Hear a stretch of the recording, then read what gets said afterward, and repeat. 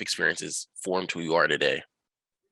Sure. Okay. So one, my father is an architect, so clearly that had a significant impact on what would I do today and how I engage in just about everything.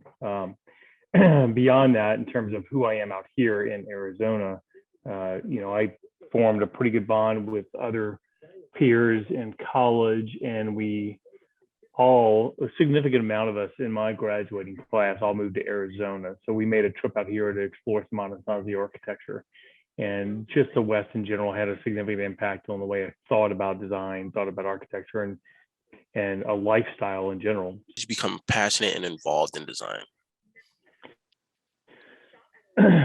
Again, going back to just being born into it, obviously I grew up drawing and watching what he was doing. This is back in the South in Louisiana, so there's a significant amount of historical architecture being done, and he was a bit of a modernist. So combining the sensitivities of history and the ideas of kind of new modern design vocabulary. Values and how are they reflected in your practice?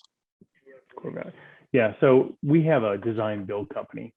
So we tend to explore a little bit more about the holistic idea of master builder.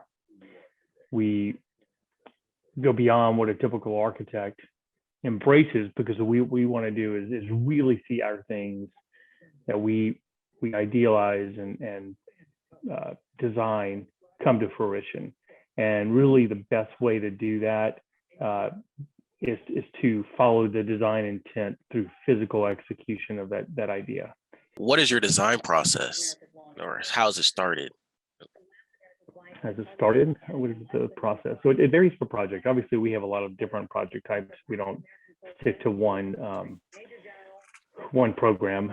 We're not just people who would do education or people who would just do medical. We tend to jump into a lot of different things.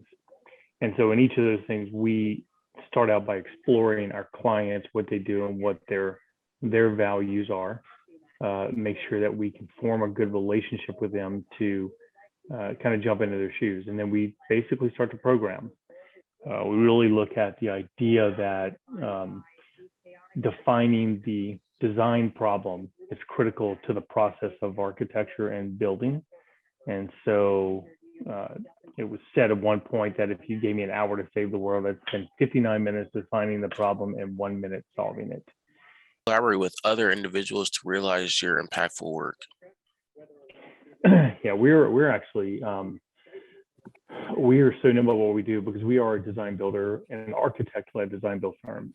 So we're able to design and build our own work. We're able to design other people's work and have somebody else build it. And we're able to just simply build other architects' work. So we have a very high level of collaboration across the board on many different levels. And it's really what we find in that process and all the processes, even when we're internal to ourselves and designing and building our own work, is that we do need to check our egos a little bit at the door. And we believe that that there's no idea that is, or conversation that's not valuable to the process. Where is design going to you? Well, I hope it's going design build. I mean, it's one of those where, it would be nice where that imbalance between construction and design, the borders are a little bit freer. Biggest challenges you face as a designer? I mean, everything is, I don't want to say it's a challenge. Everything's an opportunity, the way we kind of look at it. Clearly, if I were to throw a blanket over it and say, here's what I would do, I would just say that money should never be an option or concern. What advice would you give to a young student?